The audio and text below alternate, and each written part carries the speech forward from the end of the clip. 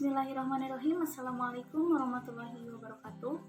Perkenalkan, nama saya Rati Safitri dari kelas C10 Prodi S1 Manajemen dengan nomor pokok mahasiswa 101214880. Baik, di sini saya akan memaparkan beberapa pendapat saya terkait dengan adanya suatu konflik di perusahaan yang yakni dengan adanya salah satu karyawan yang memiliki sifat introvert atau tidak mudah berbaur dengan karyawan yang lain, dan juga memaparkan beberapa tindakan atau hal-hal yang harus saya lakukan apabila saya menjadi manajer di perusahaan tersebut. Hal ini berkaitan dengan suatu tugas mata kuliah yakni pengantar manajemen. Nah, hal ini sering terjadi karena tidak semua karyawan yang bekerja di suatu perusahaan tersebut memiliki sifat yang ramah dan juga mudah berbaur dengan karyawan yang lain. Nah, tanggapan saya terhadap suatu konflik di perusahaan di mana adanya salah satu karyawan yang memiliki sifat introvert atau tidak mudah berbaur dengan karyawan yang lain. Sebetulnya hal tersebut sangat lumrah atau sangat sering terjadi di semua perusahaan. Fokus pada pekerjaan kita sendiri. Kita harus menerapkan suatu prinsip di mana prinsip awal kita bekerja di perusahaan ini untuk apa? Yakni untuk bekerja dan mencari uang. Sedangkan sifat kekerabatan di suatu perusahaan itu memanglah penting, akan tetapi hal tersebut hanyalah menjadi poin plus yang harus kita dapatkan selama kita bekerja di perusahaan tersebut. Yang kedua, tetap berpikir positif. Kita harus berpikir positif terhadap orang tersebut. Mungkin ia memiliki sifat yang introvert tersebut itu sudah memiliki sifat tersebut dari lahir, atau mungkin dari waktu masih duduk di bangku sekolah mungkin.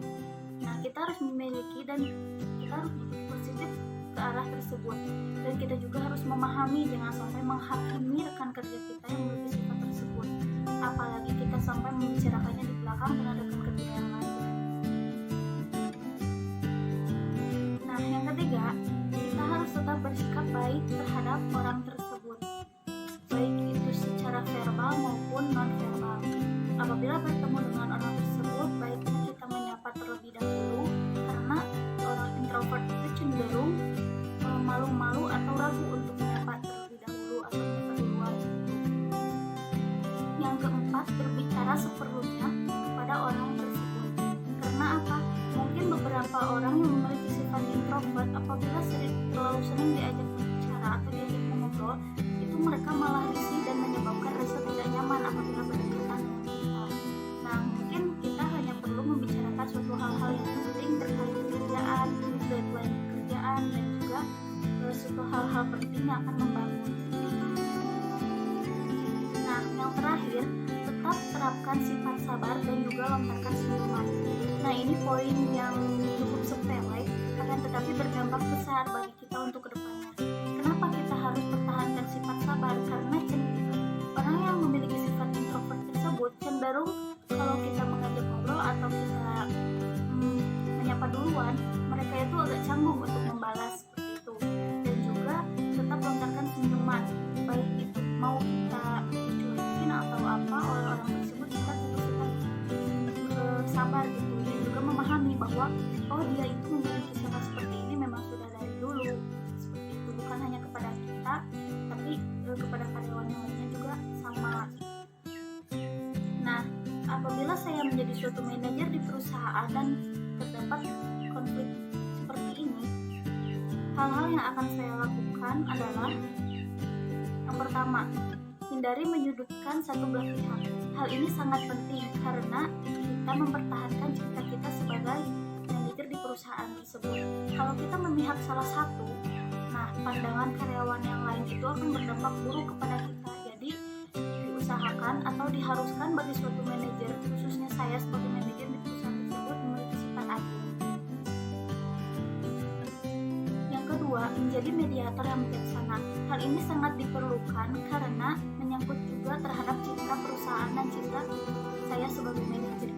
Karena apa? Kalau misalnya kita sebagai manajer itu tidak bijaksana dan tidak bisa mengambil keputusan secara tegas, nantinya akan berdampak buruk kepada pekerjaan kita sendiri dan juga bawahan kita. Nah, hal ini berkaitan dengan apabila ada beberapa karyawan yang mengadukan atau terdapat beberapa memberikan saran yang mendukung atau membangun semangat karyawan tersebut. Yang ketiga, mengambil keputusan bersama. Hal ini sangat penting diterapkan dalam suatu perusahaan. Karena apa? Ditakutkan kalau kita mengambil keputusan secara pribadi, ditakutkan karyawan yang lain itu tidak setuju dengan keputusan yang kita ambil. Kita juga sebagai manajer harus bisa menampung pendapat-pendapat atau aspirasi yang dikemukakan oleh karyawan, karena baiknya atau positifnya juga akan berdampak pada perusahaan kita sendiri. Yang keempat, yakni melakukan evaluasi.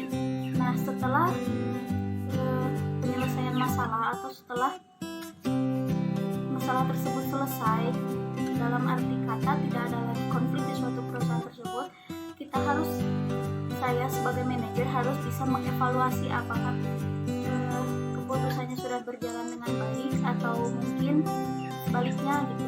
Kalau misalnya belum berjalan dengan baik, baiknya kita harus berdiskusi lagi dengan rekan kerja yang lain dan juga dengan karyawan-karyawan lain, baiknya seperti apa.